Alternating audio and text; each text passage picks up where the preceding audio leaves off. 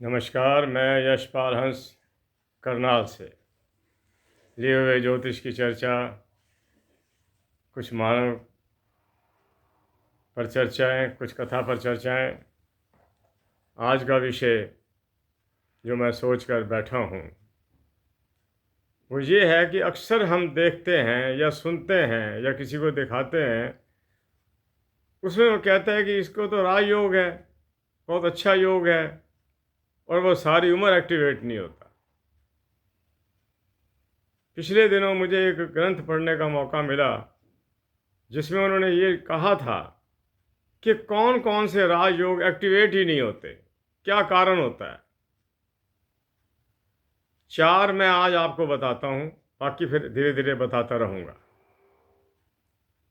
मेरे प्यारे बंधुओं, कुंडली में आप तो जानते हैं कि सूर्य अगर तुला राशि में चला जाए तो नीच हो जाता है,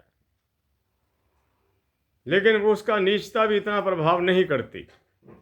मैंने आपको पहले बताया था कि अगर किसी बच्चे की कुंडली के अंदर सूर्य नीच का आ जाए तो वो जन्मते अपने पिता के लिए लाभकारी होता है, लेकिन कमी कहाँ रह जाती है? कमी वहाँ रह जाती है, राजयोग वहाँ टूटता है जहाँ पर सूर्य के पास 10 डिग्रियाँ भी ना हो, 2, 3, 4, 5 पर खड़ा हो, वहाँ पर राजयोग काम नहीं करेगा। इसलिए मैंने इसको लिख लिया था। मैं कहा मैं आपको समझाऊंगा, बताऊंगा, और आपको कोशिश करूंगा, आप कोशिश कीजिए कि इनको याद रखिए, ये चीज़ें याद रखने वाली हैं। दूसरा तो क्या क्या कहा कि अगर लगन से छठे भाव के अंदर, लगन से छठे भाव के अंदर सूर्य और चंद्रमा दोनों बैठ जाए, राशि कोई भी हो कोई बात नहीं, लगन से छठे भाव के अंदर अगर सूर्य चंद्रमा दोनों बैठ जाएं और वो शनि से दृष्ट हो जाएं, शनि की उन पर दृष्टि पड़ जाए, तो राजयोग फॉर्म नहीं होता। ये सब गणित की बातें हैं, विज्ञान की बातें हैं।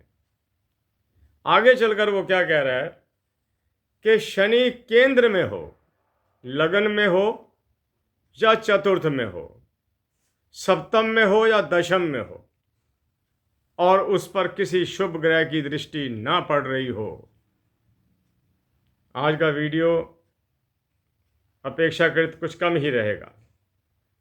केंद्र का शनि और उस पर किसी शुभ ग्रह की दृष्टि नहीं है, राजयोग स्वयं में भंग हो जाता है। ये तीसरा था। चौथा बता रहा हूं, चंद्रमा और मंगल, ये 4 ही आपने याद रखने हैं, बाकी मैं धीरे धीरे आपको बताता रहूंगा। कि हम गए, कुंडली दिखाई, उन्होंने कहा जी कि इसमें राजयोग है, लेकिन राजयोग एक्टिवेट क्यों नहीं हो रहा? 50 साल उम्र हो गई है, 60 साल उम्र हो गई है, 40 साल उम्र हो गई है, एक्टिवेट ही नहीं हो रहा।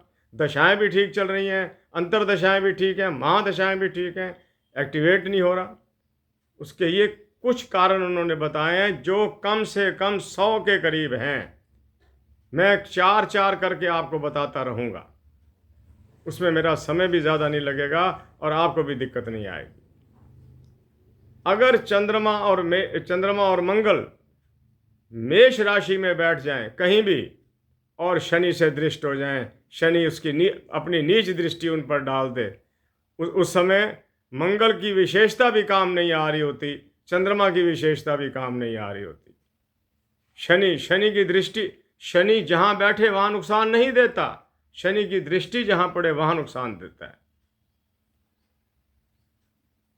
तो अगर उस पर, चंद्रमा और मंगल पर शनि की दृष्टि पड़ जाए तो राजयोग एक्टिवेट नहीं होता। और एक बात मैंने आपको बहुत पहले बताई थी, आज फिर बता रहा हूं, कुंडली में कोई भी उत्तम ग्रह हो, उत्तम योग हो, गज केसरी योग हो, बुध आदित्य योग हो, लेकिन अगर लगन का मालिक, अब बुध आदित्य में कौन आता है? सूर्य और बुध। अगर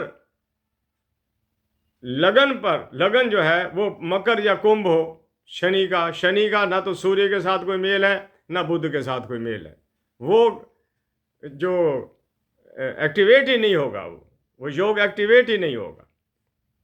मेरे पास कई कुंडलियाँ ऐसी आई जिनमें गज केसरी योग था, उन्होंने कहा जी गज केसरी योग, हम तो अभी अपना घर भी नहीं बना सके, तो मैंने वही देखा कि तुला लगन आ रहा था। तुला लगन का मतलब यह कि ना शुक्र उसका मित्र है बृहस्पति का, ना चंद्रमा उसका मित्र है, तो वो एक्टिवेट ही नहीं हुआ, बहुत मुद्दत तक एक्टिवेट नहीं हुआ। बाद में परिवार के किसी और सदस्य के कारण सब कुछ हुआ।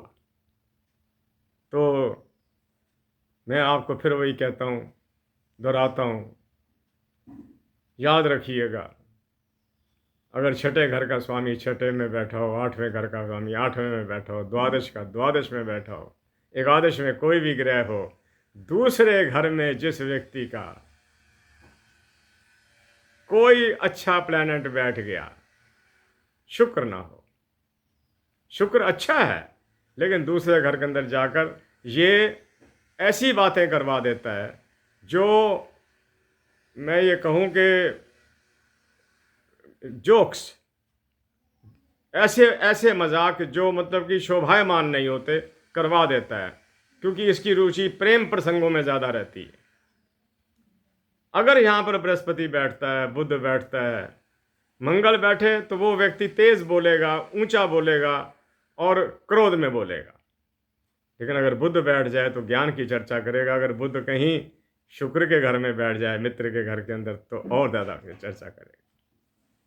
मैंने आपको पहले भी बताया था कि अगर दूसरे और तीसरे घर के अंदर बृहस्पति, बुध, चंद्रमा आदि ग्रह बैठ जाएं, व्यक्ति कुशल वक्ता होता है, उसकी वाणी के अंदर बोलने की शक्ति होती है, धारा प्रवाह बात करता है। मेरे प्यारे बंधुओं, बहुत सारे लोग हमारी ज़िंदगी में ऐसे आए जो बड़े विद्वान थे, आश्रमों में आते थे और जब धारा प्रवाह वो बोलते थे, पर अफसोस ये रहा कि ना तो उनके जन्म समय हमारे पास थे, ना जन्म तिथियां हमारे पास थी, हम उनकी कुंडलियां ना बना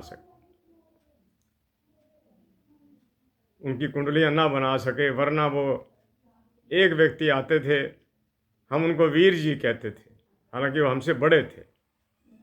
1 घंटा उनके लिए मंच पर खड़े होकर बोलना किसी एक विषय पर बड़ी साधारण बात थी। आज सोचता हूँ काश उनका जन्म समय हमारे पास होता, कुंडली हमारे पास होती, हम ग्रहों को देखते कि दूसरे और तीसरे और चौथे घर में इनके ऐसे कौन से ग्रह बैठ गए जिन्होंने इनकी वाणी के अंदर फूलों को बरसाने की, शहद को बरसाने की ताकत दे दी, अपनी बात को कन्विंस करने की ताकत दे दी। और जब वो बोलते थे कोई ये नहीं कह सकता था कि ये गलत बात हो रही है। तो प्यारे बंधुओं, 8 मिनट फिर होने को आ गए।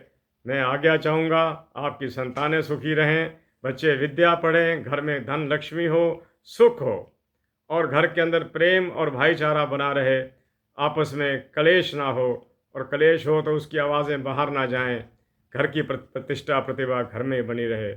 इसी के साथ मैं यशपाल हंस करनाल से आपसे आज्ञा चाहता हूँ। कल फिर मिलता हूँ किसी नए विषय के साथ। जय जगत, जय भारत, नमस्कार।